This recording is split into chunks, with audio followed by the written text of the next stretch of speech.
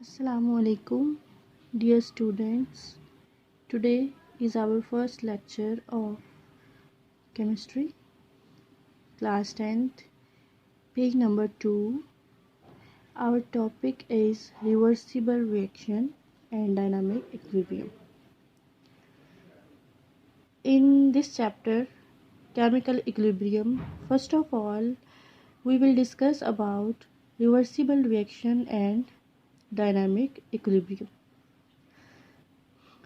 Reversible reaction जो है इसमें हमने सबसे पहले बहुत से इसके सब टॉपिक्स को भी डिस्कस करना है, उसके बाद हम इसको लास्ट पे डिस्कस करेंगे, क्योंकि जो रिवर्सिबल रिएक्शंस हैं ये हमारे पास एक मेजर टॉपिक है और इसमें हमारे पास बहुत से टॉपिक्स आते हैं। For example irreversible reactions, reactants, products etcetera, वो सब हम वन बाय वन डिस्कस करेंगे, देन हम रिवर्सिबल रिएक्शन की तरफ जाएंगे। अच्छा, इससे पहले कि हम कोई भी रिएक्शन जो है उसको स्टडी करें, चाहे वो रिवर्सिबल हो चाहे वो इरिवर्सिबल हो, हमें ये पता होना चाहिए कि रिएक्शंस होते क्या हैं। बेसिकली अगर हमें रिएक्शंस का ही नहीं पता होगा कि रिएक्शंस क्या होते हैं, हम फर्दर उस चीज़ को कंटिन्यू नहीं कर सकेंगे। इसलिए सबसे पहले हम रिएक्शंस पढ़ते हैं, रिएक्शंस क्या होते हैं, रिएक्शंस में कौन कौन से सब्सटेंसेस होते हैं, उन सब सब्सटेंसेस के क्या क्या प्रोसेसेस हैं, क्या क्या उनके फंक्शंस हैं, वो किस तरह से पार्टिसिपेशन अपनी शो करते हैं। सबसे पहले हमारे पास आता है रिएक्टेंट। रिएक्टेंट्स जो हैं वो और प्रोडक्ट्स, ये दो हमारे पास ऐसे मेन कंपोनेंट्स हैं जो कि इम्पॉर्टेंट रोल प्ले करते हैं इन अ केमिकल रिएक्शन। रिएक्टेंट्स हमारे पास क्या होते हैं, ये सब्सटेंसेस होते हैं जो कि कंबाइन होकर बनाते हैं रिएक्टेंट्स। इक्वेशन में हम देख सकते हैं, हमने इक्वेशन में हाइड्रोजन और ऑक्सीजन को लिया है। यहाँ पे हमारे पास जो हाइड्रोजन और ऑक्सीजन है ये दोनों हमारे पास रिएक्टेंट्स हैं। क्यों? क्योंकि यहाँ पे ये दोनों हमारे पास कंबाइन हो रहे हैं, ठीक है, एक कम्बिनेशन बना रहे हैं। और इनके कम्बिनेशन को देखते हुए हम ये देखेंगे कि इसके बाद जब ये दोनों रिएक्ट करते हैं, जब एक दूसरे के साथ कंबाइन होते हैं, तो ये हमारे पास बनाते हैं 2H2O।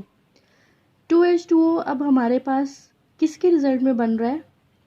केमिकल रिएक्शन के रिजल्ट में। किस चीज़ का केमिकल रिएक्शन है, किस चीज़ का कम्बिनेशन है? Hydrogen and oxygen. अब इस चीज़ से हम ये एनालाइज कर सकते हैं कि रिएक्टेंट्स जो हैं हमारे पास सब्सटेंसेस का कम्बिनेशन है और प्रोडक्ट्स जो है वो हमारे पास इस कम्बिनेशन से बनने वाले सब्सटेंसेस हैं, न्यू सब्सटेंसेस हैं, जो कि यहाँ पे हमारे पास वाटर मॉलिक्यूल है एज अ प्रोडक्ट। यहाँ पे हमने फर्स्ट ऑफ ऑल जो डिस्कस किया है वो हमने किया है केमिकल रिएक्शन को, और केमिकल रिएक्शन के अंदर कौन कौन सी चीज़ें आती हैं हमने उस चीज़ को देखा है। इसके बाद हमारे पास जो नेक्स्ट टॉपिक है वो है इरिवर्सिबल रिएक्शन। इरिवर्सिबल रिएक्शन जो है बेसिकली सबसे पहले अगर हम इसका नाम देखें, इरिवर्सिबल मीन्स क्या होता है? वो चीज़ जिसको हम बैकवर्ड ना लेके जा सकते हो, ठीक है। बैकवर्ड किस तरह नहीं लेके जा सकते? मतलब एक काम है वो किया जा रहा है, वो थ्रू आउट जिस तरह हम कर रहे हैं वैसे ही हो रहा है। अगर हम चाहें कि ये चीज़ हम यहाँ पीछे ले आए, बैक साइड पे हम वही फंक्शन दोबारा से स्टार्ट करें, वैसा नहीं होगा। क्यों? क्योंकि हम पढ़ रहे हैं इरिवर्सिबल रिएक्शन, और ऐसे रिएक्शंस में हम दोबारा से उसको बैकवर्ड नहीं लेके जा सकते। किसको बैकवर्ड लेके जा सकते? सब्सटेंसेस को। इसकी डेफिनेशन अगर देखें तो उससे हमें मज़ीद क्लियर हो जाएगा। किस तरह से? Reactions in which products do not recombine to form reactants. अब ये इक्वेशन है हमारे पास, इसमें हमने रिएक्टेंट्स देखे हैं कन्वर्ट हो रहे हैं इनटू प्रोडक्ट्स, कंबाइन हो रहे हैं और बना रहे हैं हमारे पास प्रोडक्ट को। इरिवर्सिबल रिएक्शन में हमने क्या पढ़ा है कि जो प्रोडक्ट्स होते हैं वो रिकम्बाइन नहीं होते in the form of reactants. अब ये चीज़ या इसको हमने फॉलो करना है, products do not recombine to form reactants, ठीक है। ये हमारे पास एग्जांपल होगी इरिवर्सिबल रिएक्शन की। फॉर एग्जांपल अगर हमारे पास हाइड्रोजन एंड ऑक्सीजन दोनों मिल के वाटर बना रहे हैं तो वाटर दोबारा से ना तो रिकम्बाइन हो सकता है ना डिकम्पोज हो सकता है in the form of reactants. यहाँ तक हमारे पास जो इरिवर्सिबल है वो इरिवर्सिबल रिएक्शन जो है वो कंप्लीट होते हैं। इसकी हम कुछ करेक्टरिस्टिक्स भी पढ़ लेते हैं मज़ीद, उससे हमें ये टॉपिक जो है, ये पॉइंट जो है फर्दर क्लियर हो जाएगा। सबसे पहले इसकी जो करेक्टरिस्टिक्स हैं उसमें आता है डायरेक्शन। डायरेक्शन हमारे पास क्या होगी, हमने ये देखना है कि ये जो रिएक्शन है ये किस तरह से प्रोसीड हो रहा है, किस तरह से प्रोसीड हो रहा है। फर्स्ट ऑफ ऑल हमने ये देखना है कि ये जो डायरेक्शन है इसकी वो है वन साइडेड। वन साइडेड कहाँ से, left to right. Left to right किस तरह से मूव कर रहा है, हमारे पास लेफ़्ट साइड पे रिएक्टेंट्स हैं, राइट साइड पे हमारे पास प्रोडक्ट्स हैं। इट मीन्स कि इसकी जो डायरेक्शन है वो क्या होगी, वन साइडेड होगी।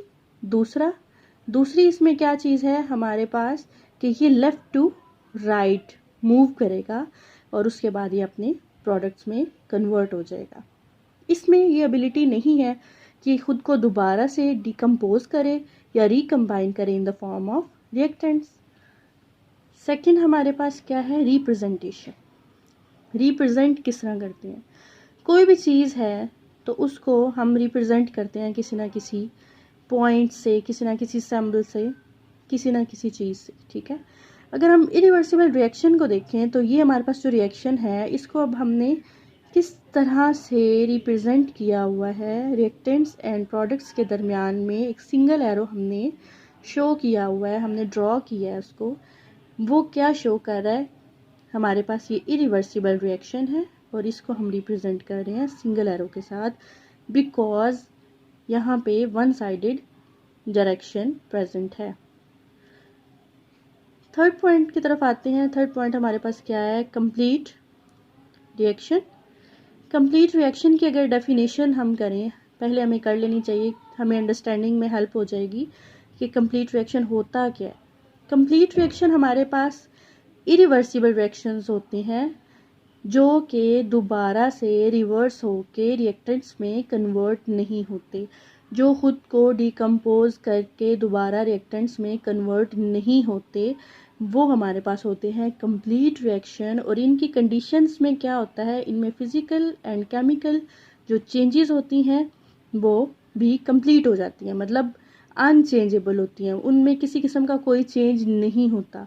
क्यों नहीं चेंज होता, क्योंकि वो जो रिएक्शन हो रहा है वो तो स्टॉप हो गया है, तो उसमें अब किसी किस्म की चेंजिंग की ज़रूरत नहीं है, ठीक है। उसके बाद हमारा फोर्थ पॉइंट आता है फास्ट रिएक्शन। फास्ट रिएक्शन होता है, स्पीडली परफॉर्म हो जाता है, किसी किस्म की कोई भी कह लें आपके प्रॉब्लम नहीं होती, कोई भी इशू नहीं होता इसको रिएक्ट होने में। जब हम रिएक्शन करवाते हैं, सब्सटेंसेस को कंबाइन करते हैं तो फ़ौरन से उसका प्रोडक्ट बन जाता है, वो होता है हमारे पास फास्ट रिएक्शन। अब इसमें एक चीज़ है जो लास्ट हमारा पॉइंट है, absence of equilibrium. Absence of equilibrium क्या होगा, इक्विलिब्रियम हमारा वहाँ पे इस्टेब्लिश होता है जहाँ पे दो टाइप्स के हमारे पास रिएक्शन हो रहे होते हैं, फॉरवर्ड रिएक्शन हो रहा होता है एंड रिवर्स रिएक्शन हो रहा होता है। जो फॉरवर्ड और रिवर्स रिएक्शंस होते हैं, एक टाइम आता है जब दोनों वो एक दूसरे के इक्वल होते हैं बट इन ऑपोजिट डायरेक्शन होते हैं, देन हमारे पास इक्विलिब्रियम इस्टेब्लिश होता है।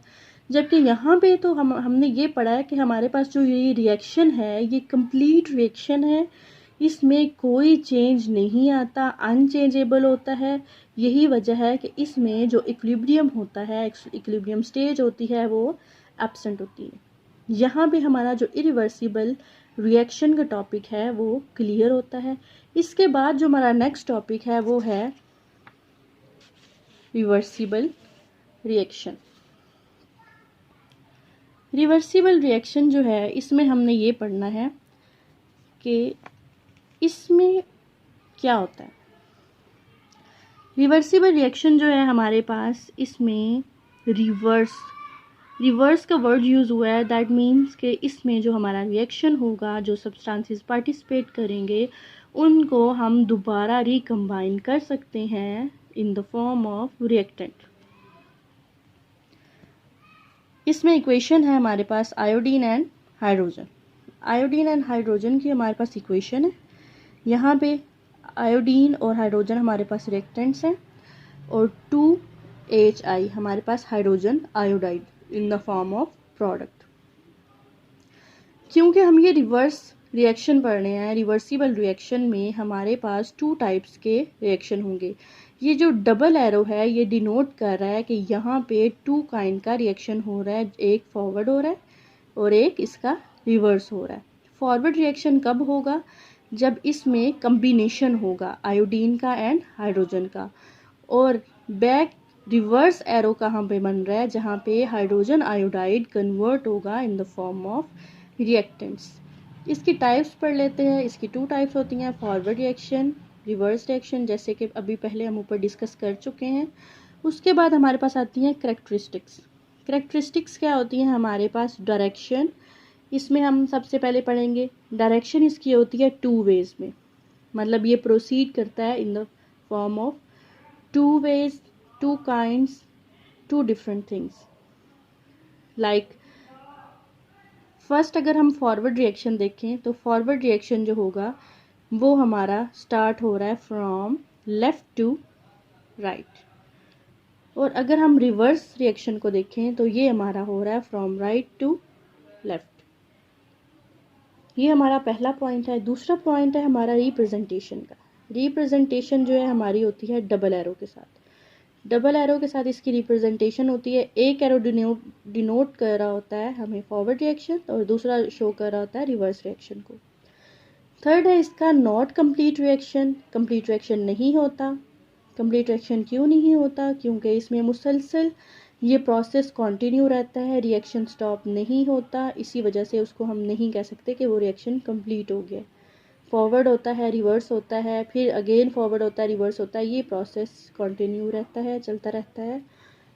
फोर्थ है हमारे पास presence of dynamic equilibrium. Dynamic equilibrium जो है हमारे पास एक इक्विलिब्रियम की टाइप है जो कि हमारे पास रिवर्सिबल रिएक्शन में प्रेजेंट है। फिफ्थ है हमारे पास स्लो रिएक्शन। ये जो रिएक्शन है हमारे पास ये स्लो रिएक्शन है, ठीक है, as compared to irreversible reaction. Irreversible reactions जो हैं वो हमारे पास फास्ट रिएक्शन होते हैं और जो रिवर्सिबल रिएक्शंस होते हैं वो हमारे पास स्लो रिएक्शंस होते हैं। यहाँ तक इसके कैरेक्टरिस्टिक्स जो हैं वो एंड होती हैं। इसके बाद हम फर्दर जो है एक्सप्लेन करेंगे इसकी एग्जाम्पल को। एग्जाम्पल है हमारे पास एग्जाम्पल नंबर 1। सबसे पहले अगर हम इसकी एग्जाम्पल देखें तो हमारे पास है iodine plus hydrogen, reversible reaction है हमारे पास, और 2HI। यहाँ पे जो हाइड्रोजन है वो कलरलेस होगी और जो आयोडीन है वो पर्पल कलर की होगी। जब ये दोनों एक दूसरे के साथ रिएक्ट करेंगे तो हमारे पास कलरलेस गैस जो है हाइड्रोजन आयोडाइड वो इंट्रोड्यूस होगी। अगर हम इस रिएक्शन को अलग अलग लिखें, अलग अलग किस तरह लिखें? अगर इसको एक साथ पढ़ने में थोड़ी कन्फ्यूजन हो रही है, ये इरिवर्सिबल रिएक्शन है। सबसे पहले हम इसका फॉरवर्ड रिएक्शन लेते हैं। यहाँ पे हम जो हमारे पास आयोडीन है और हमारे पास हाइड्रोजन है, इन दोनों के कम्बिनेशन से हमारे पास क्या बन रहा है? Hydrogen iodide. ये हमारे पास है फॉरवर्ड रिएक्शन। इसको अगर हम फ्लास्क में लें, हमने एक एक्सपेरिमेंट किया, उसमें हमने फ्लास्क में हाइड्रोजन भी ली और आयोडीन भी ली और जो फ्लास्क है उसको क्लोज कर दिया with the help of cork. जब इसका रिवर्सिबल रिएक्शन होगा, कम्बिनेशन, सबसे पहले फॉरवर्ड रिएक्शन होगा तो उसमें कम्बिनेशन होगा हमारे पास आयोडीन का एंड हाइड्रोजन का। उसके बाद हमारे पास जो बनेगा वो बनेगा हाइड्रोजन आयोडाइड गैस। ये जो हमने कॉर्क यहाँ पे लगाया हुआ है ये क्लोज होगा, यहाँ पे किसी किस्म की भी रिलीज नहीं होगी गैस, ना तो इनसाइड ना आउटसाइड। अब ये जब हमारे पास हाइड्रोजन आयोडाइड गैस बन गई है तो इसने अब डीकम्पोजिशन शो करनी है। जब ये डीकम्पोज होगा तो ये अगेन जो है इसमें हाइड्रोजन और आयोडीन में कन्वर्ट होना स्टार्ट हो जाएगा और इस दौरान जो इसका पर्पल कलर होगा वो रीअपियर होने लग जाएगा। यहाँ तक तो हमारी ये पहली एग्जाम्पल थी। दूसरी एग्जाम्पल से हम क्लियर कर लेते हैं मज़ीद, अगर किसी किस्म की कन्फ्यूजन हो तो वो हमारी क्लियर हो जाएगी। दूसरी एग्जाम्पल में हमने क्या करना है? हमने लेना है calcium oxide and carbon dioxide. ये अब हमारे पास 2 सब्सटेंसेस हैं, इनको हमने रिएक्ट करवाना है एक दूसरे के साथ, तो प्रोड्यूस होगा कैल्शियम कार्बोनेट। कैल्शियम कार्बोनेट जब प्रोड्यूस होगा तो इससे हमारे पास ये जो हमारा प्रोसेस है ये क्या कहलाएगा, कम्बिनेशन। इसमें हमने कंबाइन कर दिया है कैल्शियम ऑक्साइड को एंड कार्बन डाइऑक्साइड को। In the other hand next अगर हम पॉइंट देखें तो हमारे पास आता है इसका डिकम्पोजिशन। डिकम्पोजिशन किस तरह से होगी, जब हम कैल्शियम कार्बोनेट को हीट करेंगे तो इसमें क्या होगा, इन एन ओपन फ्लास्क, तो ये डिकम्पोज हो जाएगा to form CaO and CO2। CaO calcium oxide and CO2 carbon dioxide. ये इक्वेशन से आप देख सकते हैं कि यहाँ पे हमारे पास CaCO3 हीट किया हमने इसको, CaO प्लस CO2 हमारे पास डिकम्पोजिशन आती है इसकी।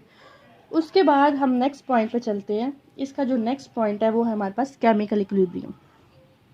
केमिकल इक्विलिब्रियम स्टेट हमारे पास वो स्टेट होती है जिसमें जो फॉरवर्ड रिएक्शन है वो इक्वल हो जाता है रेट ऑफ रिवर्स रिएक्शन के। When the rate of forward reaction is equal to the rate of reverse reaction. अब इसमें होता क्या है, जो कंपोजिशन होती है, किसकी कंपोजिशन होती है, रिएक्शन की। रिएक्शन में कौन सी कंपोजिशन होती है, सब्सटेंसेस की। हम कह सकते हैं कि जो दो डिफरेंट काइंड के सब्सटेंसेस होते हैं उनकी जो कंपोजिशन होती है रिएक्शन के मिक्सचर में रिमेन्स कांस्टेंट होती है, उसमें किसी किस्म का कोई चेंज नहीं आता। इक्विलिब्रियम हम अगर पढ़ें तो इसके 2 टाइप्स हैं डिफरेंट। एक है स्टैटिक, दूसरी है डायनामिक। स्टैटिक में हमारे पास जो हमारा रिएक्शन होता है वो सीज हो जाता है, वो स्टॉप हो जाता है, रुक जाता है। जबकि जो डायनामिक इक्विलिब्रियम है उसमें हमारा जो रिएक्शन है वो स्टॉप नहीं होता। इसमें एक चीज़ होती है कि जो रेट ऑफ फॉरवर्ड रिएक्शन है वो और एक रेट ऑफ रिवर्स रिएक्शन है वो एक दूसरे के इक्वल हो जाते हैं, लेकिन रिएक्शन स्टॉप नहीं होता। जिस तरह हमने ये लिखा है, rate of forward reaction is equal to rate of reverse reaction. उसके बाद हमारे पास ये ग्राफ है, इसके ज़रिए से हम इस चीज़ को रिप्रेजेंट कर सकते हैं कि किस तरह से केमिकल इक्विलिब्रियम स्टेट इस जगह पे एस्टेब्लिश हुई है, कैसे हुई है, कैसे वर्क कर रही है। एक साइड पे हम लेंगे रिएक्शन रेट कि रिएक्शन का रेट क्या है, दूसरी साइड पे हम टाइम नोट करेंगे इन द फॉर्म ऑफ मिनट्स। 0 से अगर स्टार्ट हो रहा है, यहाँ पे हमारा 90 पे जा रहा है, तो ये हमारे पास होगा reverse rate of reaction increases. यहाँ पे जो हमारा रिवर्स रिएक्शन है, rate of reaction, rate means होता है स्पीड, ठीक है। रेट में अगर कंफ्यूजन हो रही हो तो रेट का यहाँ पे जो मीनिंग है वो है स्पीड। स्पीड ऑफ रिएक्शन जो है वो इंक्रीज हो जाएगी, जबकि यहाँ पे जो फॉरवर्ड रेट ऑफ रिएक्शन है वो डिक्रीज हो जाएगा। अब ये 2 डिफरेंट पॉइंट्स हैं, एक साइड पे डिक्रीज हो रहा है forward reaction rate of reaction और एक साइड पे इंक्रीज हो रहा है रिवर्स रेट ऑफ रिएक्शन। ये जो हमारा पॉइंट है, इस पॉइंट पे क्या होगा, इक्विलिब्रियम एस्टैब्लिश होगा। किस तरह से एस्टैब्लिश होगा, जब हमारे पास reverse reaction and forward reaction दोनों इक्वल हो जाएंगे, तो यहाँ पे हमारा क्या हो जाएगा, एस्टैब्लिश हो जाएगा इक्विलिब्रियम स्टेट, ठीक है। ये हमारा टॉपिक यहाँ पे एंड होता है। इसके बाद हमारे पास इसकी कुछ करैक्टरिस्टिक्स आती हैं, हम उसको डिस्कस कर लेते हैं। सबसे पहले हमारे पास है characteristics of dynamic equilibrium achievable in closed system। Close system जैसे कि हमने पीछे पढ़ा भी है कि हम फ्लास्क लेते हैं, उसका माउथ ऊपर से क्लोज कर देते हैं with the help of cork, तो उससे क्या होगा, वो सिस्टम क्लोज हो जाएगा। उसमें होने वाली चेंजेस, कम्बिनेशंस, डिकम्पोजिशंस वो उसके अंदर ही रहेंगी, ठीक है। और जब वो एक दूसरे के साथ रिवर्स हो रही होती हैं, फॉरवर्ड हो रही होती हैं, तो उनके दरमियान में एक क्लोज सिस्टम बन जाता है। उसके बाद हमारे पास है reaction does not stop at equilibrium state. जब इक्विलिब्रियम स्टेट पे आता है तो स्टॉप नहीं होता, पहले मैंने डायनामिक इक्विलिब्रियम में भी बताया है। यही इसका करैक्टर है कि ये दोनों एक दूसरे के इक्वल हो जाते हैं बट स्टॉप नहीं होते। थर्ड है हमारे पास amount of reactants and products do not change. जो अमाउंट ऑफ रिएक्टेंट है और प्रोडक्ट है वो चेंज नहीं होते, जितने रिएक्टेंट्स होते हैं उतने ही प्रोडक्ट्स होते हैं, फिर जितने हमारे पास रिवर्स में प्रोडक्ट्स होते हैं उससे उतने ही रिएक्टेंट्स बनते हैं, ठीक है। लास्ट नहीं, 4th पॉइंट है हमारा, equilibrium state is attainable. Attainable होता है इक्विलिब्रियम। लास्ट हमारा पॉइंट है it can be disturbed and again achieved. Disturbed and again achieved किस तरह से होता है, हम इसकी जो कंसंट्रेशन है उसको हम मिनिमाइज़ करके या मैक्सिमाइज़ करके इस चीज़ को डिस्टर्ब भी कर सकते हैं और अचीव भी कर सकते हैं। यहाँ पे हमारा टॉपिक एंड होता है। इंशाल्लाह नेक्स्ट लेक्चर में हम दोबारा से कंटिन्यू करेंगे नेक्स्ट टॉपिक। अल्लाह।